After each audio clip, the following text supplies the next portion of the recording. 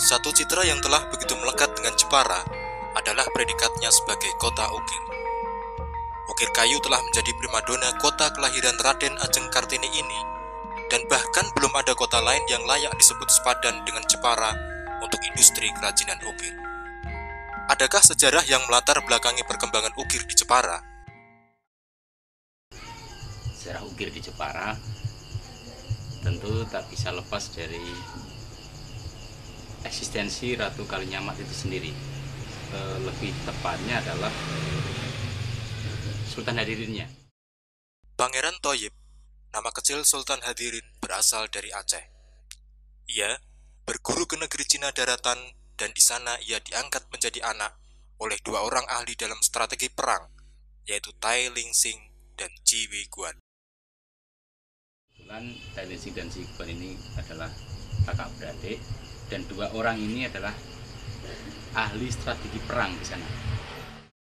Setelah cukup berguru di Cina daratan, Pangeran Thoyib pulang ke negeri asalnya.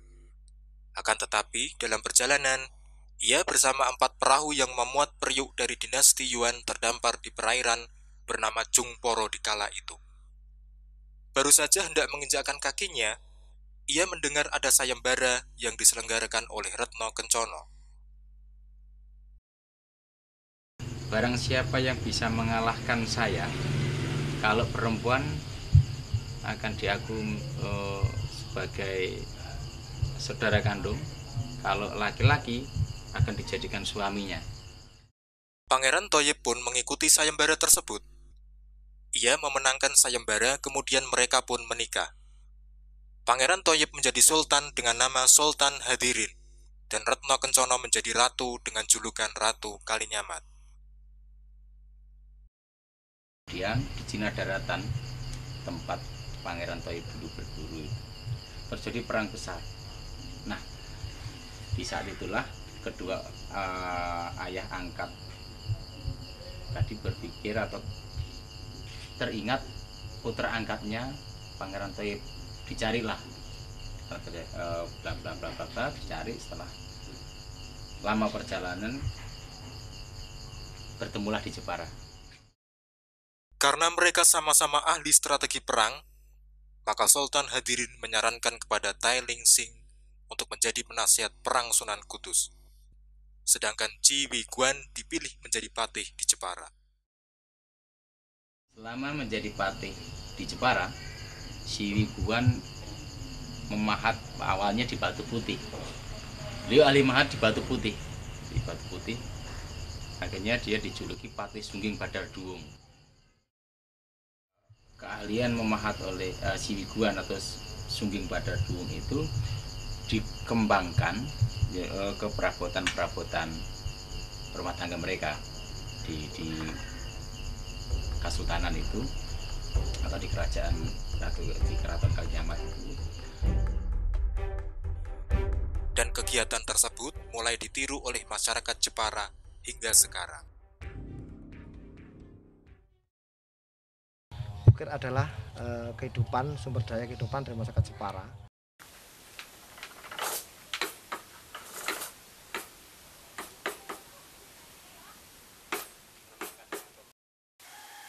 Seni rupa yang dituangkan dalam bentuk kemedium kayu atau batu atau semacamnya.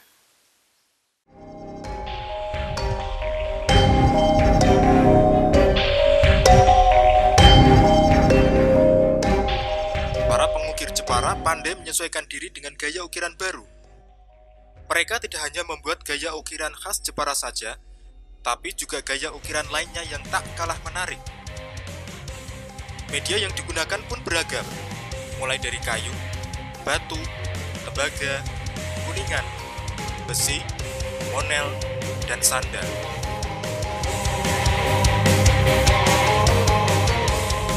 Sandal ukir saat ini sedang menjadi tren di kalangan masyarakat Jepara. Sosok yang menjadi pemrakarsa kerajinan ini adalah Muhammad Nur Famaid, seorang pemuda berumur 22 tahun. Di bengkel kerjanya yang terletak di Desa Jambu Timur RT 08 RW 01, Nur Fawaid mengerjakan sandal ukir pesanan dari berbagai kalangan masyarakat.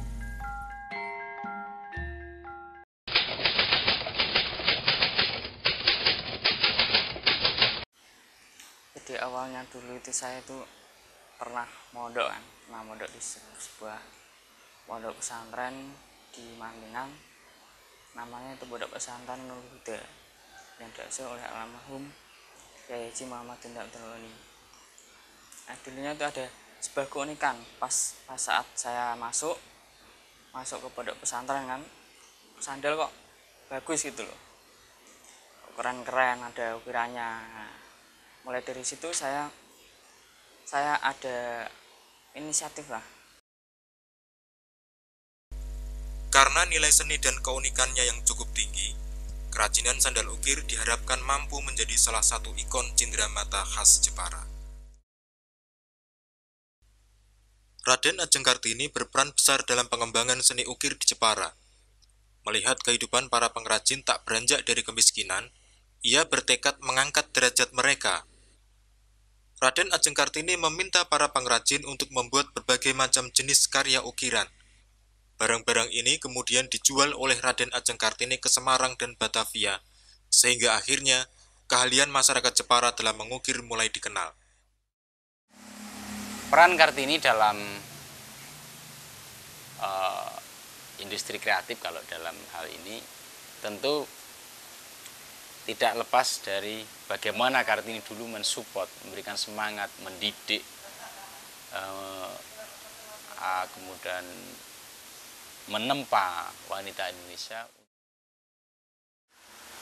Kartini adalah salah satu pahlawan emansipasi daripada wanita Indonesia yang mengembangkan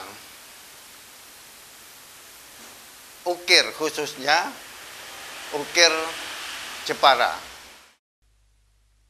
Raden Ajeng Kartini juga memperkenalkan seni ukir Jepara ke luar negeri. Caranya dengan memberikan souvenir berupa kerajinan ukir kepada sahabatnya yang berada di luar negeri. Akibatnya ukir semakin berkembang dan pesanan terus berdatangan.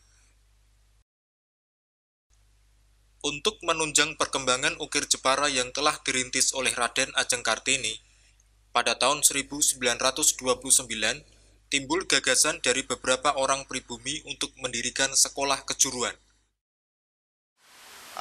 Ambaskul, kemudian ST, ya. Di situ banyak sekali generasi-generasi muda yang belajar di ST yang sekarang SMP Negeri 6 Jepara untuk memperdalam tentang ukiran, baik desainnya maupun praktek mengukirnya. Saat ini, di lokasi yang dahulu Sekolah Menengah Industri Kerajinan Negeri telah berdiri dengan megah SMP Negeri 6 Jepara. Generasi muda, khususnya masyarakat Jepara, pelajar, untuk bisa meningkatkan sejarah ukir yang ada di Jepara ini sehingga tidak punah, tidak hilang begitu saja, tetapi masih ada regenerasi, ya, regenerasi daripada ukir Jepara, sehingga diharapkan ukir Jepara ini betul-betul tetap eksis baik di tingkat daerah sampai ke tingkat internasional.